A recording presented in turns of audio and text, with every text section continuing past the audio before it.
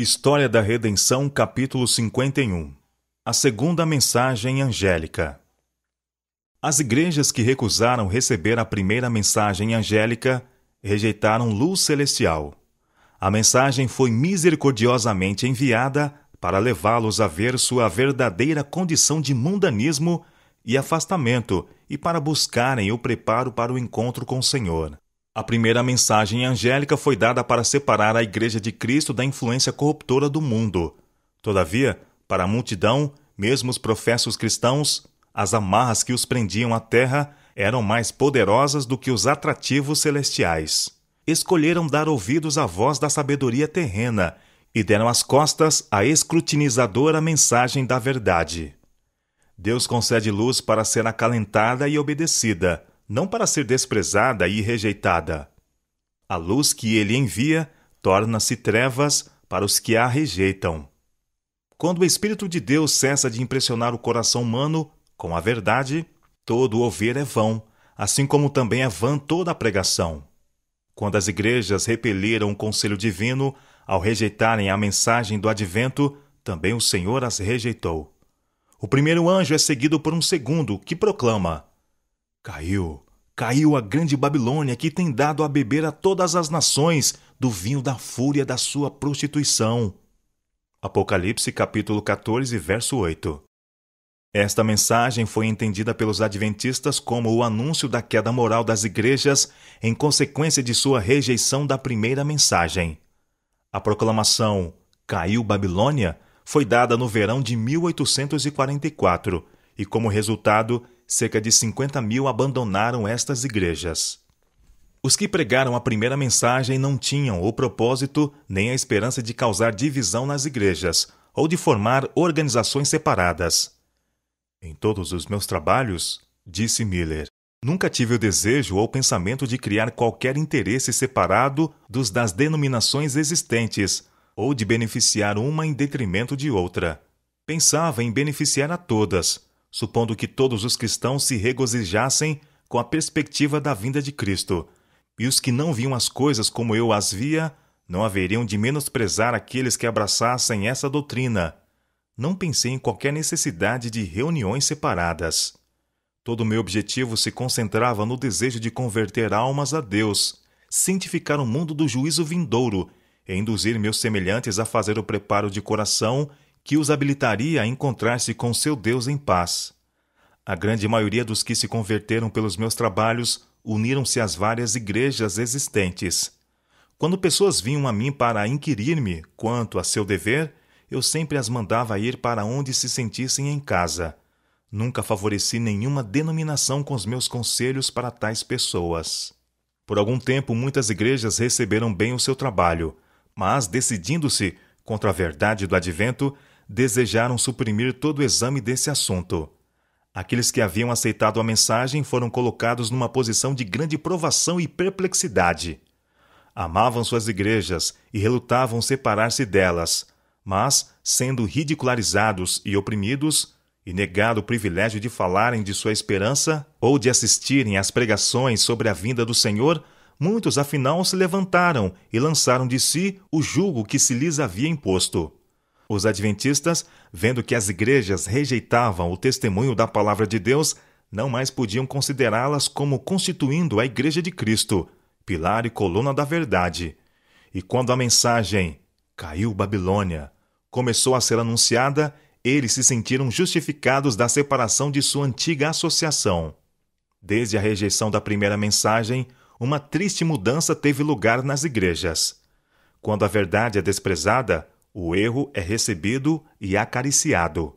O amor a Deus e a fé em sua palavra esfriaram. As igrejas agravaram o Espírito do Senhor, e este tem sido em grande medida retirado delas. Tempo de tardança. Quando o ano de 1843 passou inteiramente sem ter sido marcado pelo advento de Jesus, os que pela fé haviam aguardado seu aparecimento ficaram por algum tempo envoltos em dúvidas e perplexidade.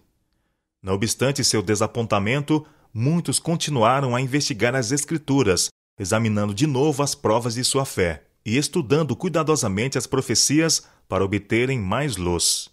O testemunho da Bíblia em apoio de sua posição parecia claro e conclusivo. Sinais que não poderiam ser mal compreendidos apontavam para a vinda de Cristo como estando próxima. Os crentes não podiam explicar seu desapontamento, porém, sentiam-se seguros de que Deus os havia guiado na experiência pela qual passaram. Sua fé foi grandemente fortalecida pela aplicação direta e poderosa das passagens que se referiam a um tempo de tardança. Já em 1842, o Espírito de Deus comoveu a Carlos Fitch a preparar um mapa profético, o que foi geralmente considerado pelos adventistas como cumprimento da ordem dada pelo profeta Abacuque. Escreve visão, grava sobre tábuas. Ninguém, todavia, naquela época notou um tempo de tardança, que é apresentado na mesma profecia. Depois do desapontamento, o significado pleno dessa passagem tornou-se evidente. Assim falara o profeta. Escreve a visão, grava sobre tábuas, para que a possa ler até quem passe correndo, porque a visão ainda está para cumprir-se no tempo determinado, mas se apressa para o fim, e não falhará. Se tardar, espera-o, porque certamente virá, não tardará.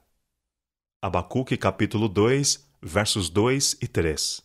Os que esperavam se regozijaram, crendo que aquele que conhece o fim desde o princípio havia olhado através dos séculos e, prevendo-lhes o desapontamento, lhes dera palavras de ânimo e esperança. Não fossem essas porções da Escritura, mostrando que eles estavam no caminho certo, sua fé teria falhado naquela hora de prova. Na parábola das 10 virgens de São Mateus, capítulo 25, a experiência dos adventistas é ilustrada com os incidentes de um casamento oriental. Então o reino de Deus será semelhante a 10 virgens, que, tomando as suas lâmpadas, saíram a encontrar-se com o noivo. E tardando o noivo, foram todas tomadas de sono e adormeceram. O movimento que se espalhou sobre a proclamação da primeira mensagem correspondeu à saída das virgens, enquanto a passagem do tempo de expectação e desapontamento e a demora são representados pela tardança do noivo.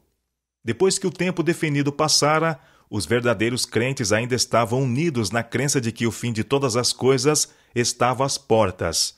Mas logo tornou-se evidente que eles estavam perdendo, em alguma medida, seu zelo e devoção, e caindo no estado denotado na parábola pelo adormecimento das virgens durante o tempo de tardança. Por esse tempo começou a aparecer o fanatismo. Alguns que haviam professado ser zelosos crentes na mensagem rejeitaram a palavra de Deus como o único guia infalível e, pretendendo ser guiados pelo Espírito, entregaram-se ao governo de seus próprios sentimentos, impressões e imaginações. Alguns houve que manifestaram um zelo cego e fanático, denunciando a todos os que não lhes sancionavam o proceder. Suas ideias e atos fanáticos não encontraram simpatia da grande corporação de adventistas. Serviram, no entanto, para acarretar o opróbrio à causa da verdade. A pregação da primeira mensagem, em 1843, e do clamor da meia-noite, em 1844, tendia diretamente a reprimir o fanatismo e a dissensão.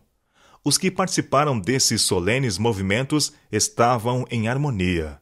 Seus corações estavam cheios de amor uns para com os outros e para com Jesus, a quem logo esperavam contemplar.